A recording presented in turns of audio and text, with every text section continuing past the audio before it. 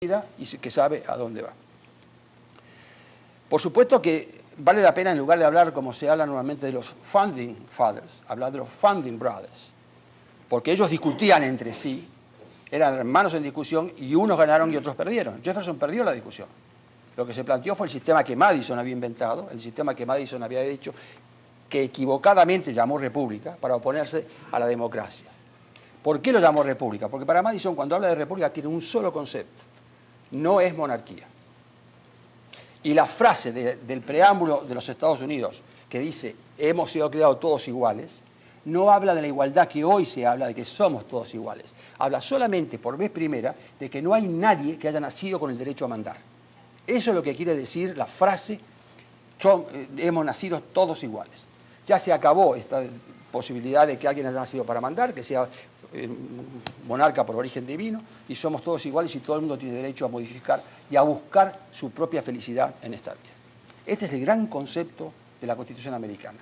Cada uno tiene derecho a la búsqueda de su propia felicidad. Y lo que el Estado debe hacer en este contexto es crear las condiciones para que cada uno pueda fijarse su propio objetivo. Para contraponerlo rápidamente a esto, los racionalistas pensaron que no, que el Estado tenía una finalidad y que el Estado tenía derecho a imponerle a toda la sociedad esa finalidad. En cambio, el mundo sajón daba esta libertad que fue creada básicamente por las ideas de Locke. ¿Qué es lo que me importa rescatar de las ideas de Locke para poner las cosas en su justo orden? Para Locke lo esencial era la libertad. Y él, que es el gran creador de la propiedad y del concepto de propiedad, pone a la propiedad solo como una garantía de la libertad individual. Este concepto vale la pena rescatar. Es decir, no es la propiedad lo que vale la pena, es la libertad, y en consecuencia la propiedad es nada más que la garantía de que cada uno pueda tener los medios para buscar sus propios fines. Cuando uno analiza los sistemas políticos, en realidad intenta analizar qué significa la sociedad. Yo diría que la gran lucha desde que el mundo es mundo es la lucha del conjunto contra el individuo. ¿Qué prima? ¿El individuo, el conjunto, una mezcla de los dos, como dice la doctrina social de la Iglesia? ¿O es la sociedad la que vale la pena, o es el individuo que se contrapone a la sociedad? Esta es la eterna lucha y va a seguir siendo en estos términos. ¿Qué es lo que se ha buscado como el fundamento de una sociedad justa que respete la libertad? Básicamente el concepto de sociedad. Y digamos, simplificando, que hay dos grandes conceptos de sociedad. La sociedad vista como un órgano, un organismo. El conjunto, que lo que vale es el conjunto en contra del individuo o de los miembros, y otro que es el individuo el que se contrapone a esto. El primero son las constituciones o las defensas organistas de la sociedad, donde el punto culminante es Augusto Comte, que pensó a la sociedad como un cuerpo humano, con una mente, una economía, que era la circulación, etc. Y contra eso aparecieron las nuevas teorías contractualistas. Es decir, el hombre vive en sociedad porque ha decidido vivir en sociedad.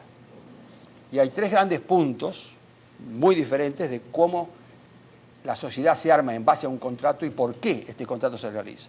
El primero es el de Hobbes, el segundo el de Locke y el tercero el de Rousseau. ¿Cuáles son las diferencias entre los tres? Hobbes pensaba que los hombres se unían para vivir en sociedad por temor a la guerra descarnada entre unos y otros, y que en consecuencia la única manera de esto era crear una institución, la sociedad, con un gobierno a quien le llamó Leviatán, que era el monstruo bíblico, porque este gobierno debía tener ningún tipo de límites, debía tener absolutamente derecho y no estar sometido a la ley, sino aplicar la ley a cada uno de los individuos. Evidentemente, es obvio que el sistema hobbesiano lleva al totalitarismo y a la autarquía, al autoritarismo. En esa misma línea de acción, con un razonamiento totalmente diferente, Rousseau.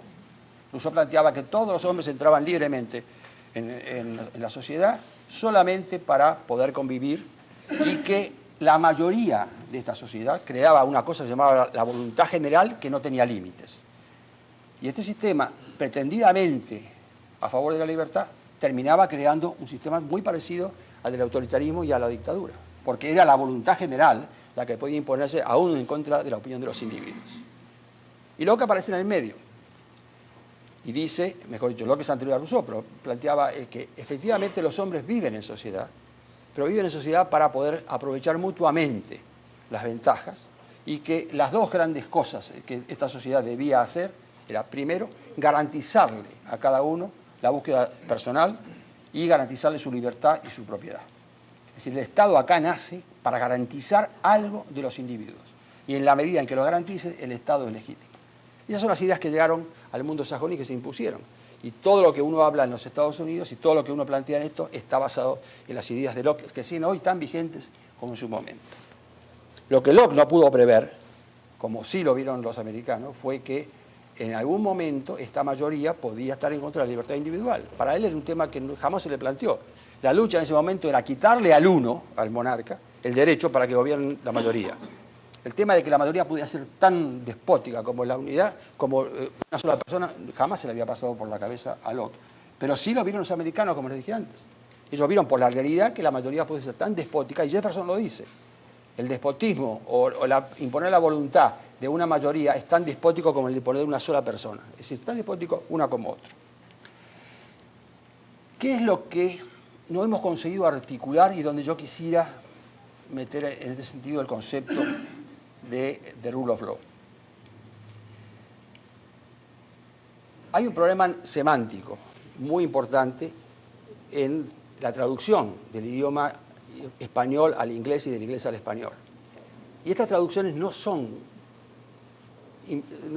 indiferentes, no son pequeñas. Por ejemplo, los ingleses tienen dos maneras de referirse a la libertad: freedom y liberty. Freedom aparentemente es eso, lo que veníamos hablando ahora. Los señores medievales no tenían el concepto de libertad, tenían el concepto de freedom, es decir, un derecho concreto y un privilegio que el Estado me amparaba para que yo pudiera contener. El concepto de libertad es un concepto mucho más genérico y más amplio. Pero hay otro concepto que tampoco se traduce bien, esta vez, del latín al inglés, y es el concepto de derecho. Los ingleses tienen una sola palabra para hablar de derecho y ley: law. En el idioma español nosotros hacemos la distinción entre lo que es el derecho y lo que es la ley. Y Hayek lo vio muy claro. Dijo, ¿qué es esto de que el hombre pueda crear leyes que no estén dentro del derecho, que no sean derecho? ¿Cómo juega esto? Y lo que dice esta nueva corriente es, hay dos tipos de derecho, de law, como ustedes quieran, totalmente diferentes.